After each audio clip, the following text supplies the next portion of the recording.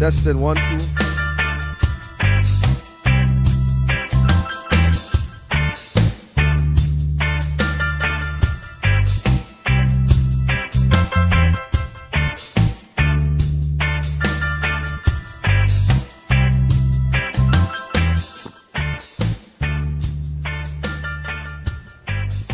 Blessing, good afternoon to each and everyone. Today we are going live from the Claxton Bay area down in Soledad. And of course, we are also live on U97.5 FM, douglAR Radio, hot like pepper. And of course, today, ladies and gentlemen, it's no different. Today we'll continue to bring the facts to you. Later on this afternoon, we'll have the UNC Speak program that will be coming live from down in the Soledad area. Of course, already with us, we have some officials, some of the councillors are here. Also, we have MP David Lee. We also have former Senator Sean with us also, and today, of course, we will continue to bring the information to you. Ladies and gentlemen, as you tune into your radio and as we discuss the issues here this afternoon, I want you to pay attention. You know, we heard the Prime Minister speak recently at the conversation with the Prime Minister, and of course, he was speaking in terms of the war in Ukraine and why the oil price is at an all-time high at this point in time. Trinidad and Tobago will not benefit. And while he speaks of Trinidad and Tobago not benefiting, yesterday we were asking the question, well, why it is over the years when we have this kind of spike in relation to the oil price, we always ask ourselves, we asking ourselves now why it is today that we are not benefiting while we were benefiting over the years every time we have an increase or anytime there is an unrest, whether it be in the Middle East or in other areas. And we will continue to question today why we are in this situation. Because, of course, you know, ladies and gentlemen, that what is happening at this time is based on the information from the Prime Minister. We are now understanding that you, the citizens of the country, will pay a price, and you will pay a serious price based on the fact that we no longer produce and refine our crude in our country, but we purchase fuel from the outside. And there is so many avenues that we could look at with this situation. There is so many avenues that, you know, we need to rethink. And we need to rethink based on the fact that we, as a people, we have to rethink the position, the policies that government bring to the table. And of course, at the same time, we must ensure that the policies that government bring to the table, it must be policies that will improve our standard of living, policies that will improve the economics of the country, policies that will help us to move forward. But today, when we look at the policies that this Keith Rowley administration has brought to us, it is policies that send us further backward more than anything else. And therefore, as a people, we must ensure as a people that when we select through the ballot individuals to manage the affairs of our country, we must ensure that the management of our country is in such a way as to benefit the citizens of the country and to stabilize and to grow the economy, thereby having the people of the country in a better position than where we were before. And this is of great importance, this is of great significance, and these are some of the things, ladies and gentlemen, that we have to demand and we have to hold government accountable to ensure that things like these uh, comes to the front burner, so that to the end of it all, our country will be able to benefit. And ladies and gentlemen, I am saying this to get into a point in a while. And I'm trying to give you an idea. I'm trying to give you an idea as to what is happening, so that you will be able to judge for yourself. And when we come to the point, which I hope is very soon, of selecting a government, creating that new mandate, I trust and hope that we will give that mandate to a group of individuals who would be able to diversify the economy, who would be able to move the economy from the point of starvation to the point of economical growth. Because today, ladies and gentlemen, I am saying that clearly it is a sign from what we are seeing going forward. It is a clear sign that this administration, they really haven't got a clue as to the way to go forward. And this is something that we must pay attention to. We must pay attention to these issues, because these are issues that will not only affect you today and probably your children tomorrow, but these are issues that will certainly, in more than one way, interfere with the stability of the future of this country. And this is something that is critical. This is something that is critical to us. This is something that we have to bring to the table, whereby the people of this country would be able to understand exactly what is going on. Because for far too long in our country, we have seen and we have grown to understand that when we elect individuals and put them at the hem of governance to administrate, we as the population, we have to ensure that those people who administrate, that the policies that they bring to the table, it will be policies that will generate the economy, policies that will build the economy, policies that will improve your standard of living, and moreover, policies that would attract international investment in relation to the development of a country. And it is so sad that while we sit and we hear the Prime Minister explain in his words that there is no benefit out of the spike in relation to the price of crude, that the country would not benefit. A matter of fact, what the Prime Minister said to us in so many words is that to the end of the day, you will pay a price. You will face the burden. You will face the burden. And the reason why you will face that burden at the pumps and at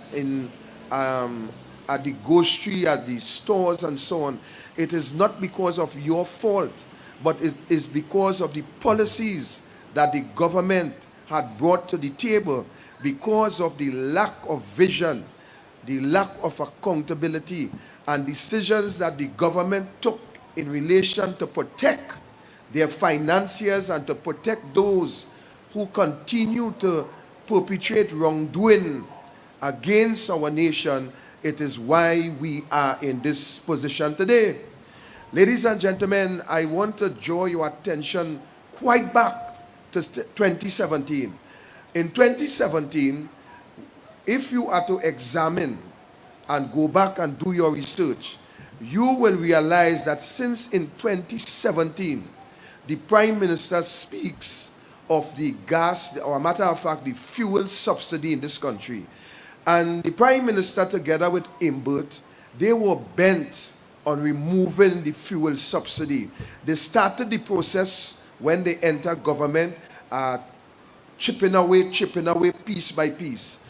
So when the Prime Minister come to you and spoke of, as a result of the war in Ukraine with Russia, as a result of the unrest, there is no choice at this point in time to remove the rest of the fuel subsidy. I want to tell you that the Prime Minister continue to lie to the population. And when you see you have a Prime Minister who continue to speak untruth to the nation in every form and fashion, no accountability whatsoever in every aspect of governance in the country.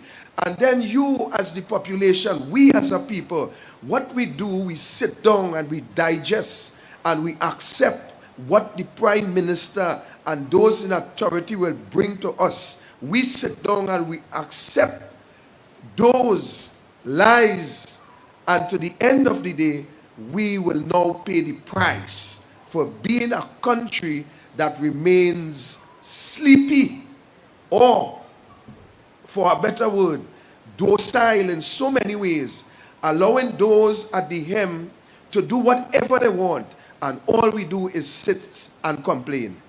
When you go back to 2015, when you look at the People Partnership Government, and we examine the facts, up to today, I was looking at some financial statement in relation to Petrotrin. And when you examine the facts under the PP government, you will realize that Petrotrin was and continue at the time to be viable. It was an organization, of course, just like every other organization, needed trims and cuttings and so on as you go along. But to the end of the day, there was revenue that was stimulated. The economy was up and running. The economy was in a safe place. I mean, we had everything we need.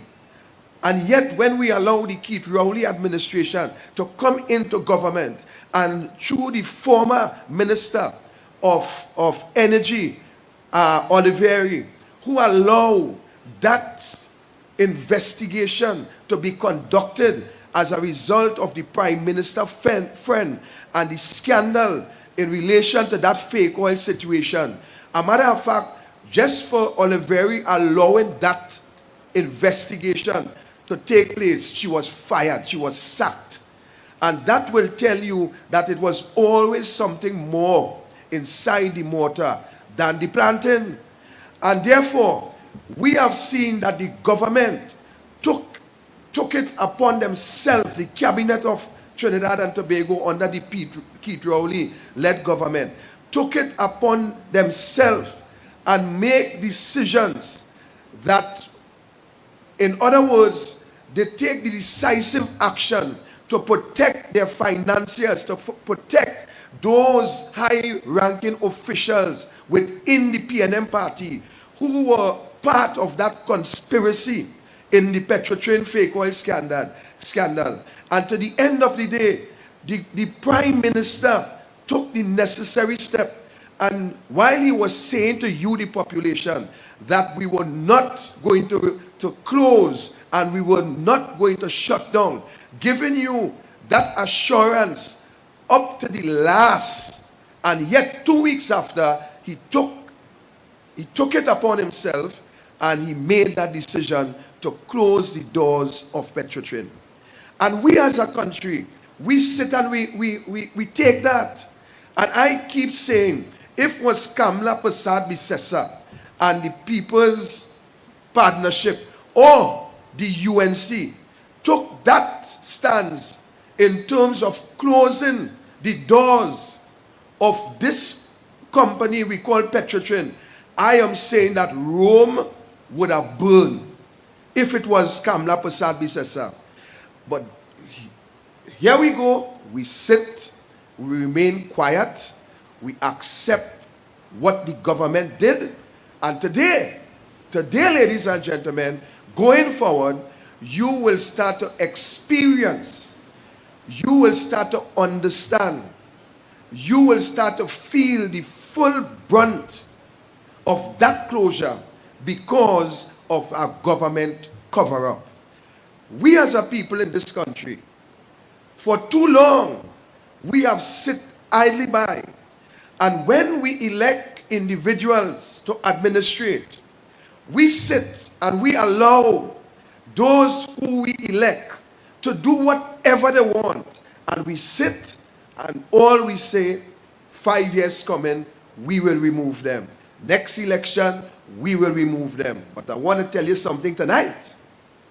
I want to tell you something tonight. The direction in which this government continue, the pathway that this government continue to lead this country, the road that this government have this country sailing on at this particular time, it is a road that will not only destroy the future of this country, but it's the road that will mash up, damage the economy, where we will feel and understand what it means when we make bad decisions. You see, we have to understand, ladies and gentlemen, that governance also affects livelihood. We have to understand that governance affects the future generation. Governance, ladies and gentlemen, in the hands of a bunch of mad people, it is governance that will destroy the way forward. And coming out of this situation, with the conversation as I continue, the Prime Minister said to us, as a result of what is happening, the government will now have to take action. It is an action that was foregoing. It's an action that they embark on since 2014 since 2016 going forward. And today, ladies and gentlemen, when this government further remove the subsidy from fuel, I am telling you, those of you who believe that you are in a comfortable position because you probably may have a digit or two stashed away, you will realize that all that you have put away, stashed away, would not be able to sustain you going forward, because everything in this country will increase. Every single thing. And we as a people, ladies and gentlemen, we have to stand. We as a people in this country, we have to stand. We have to come out from the shell that we shelve ourselves in. It is no more time to act the role of the turtle. Just put your head out and then pull it back. We have to come out. We have to stand up. We have to demand. We have to fight. We have to stand firm to ensure that the democracy of this country, that we preserve it. Because leaving it up to Keith Rowley and his government, I am saying to you that they will continue to trample every aspect of our democracy. We have seen what has happened as a result of the Prime Minister interfering in every independent institution in this country. As we speak, there is nothing like independent institution anymore in this country. We have, from the judiciary, we have political interference. The presidency, political interference. Well, don't talk about the independent senators. They have now become PNM senators. Every aspect, the police service, from the hem come down, we now see political interference. And when a government places itself in strategic places in all these institutions, it is simply to lead this country down a path that we all can consider the path of a dictator. That is what we have today. And you and I, as citizens of this country, we have to stand up and demand. We have to stand up. I am saying to you today, without fear and without favor, those of you who want to wait until 2025, I am saying to you, when 2025 reach, you might as well sit down in your house and don't even come out. Because 2025 with the rate of this heat, Rowley,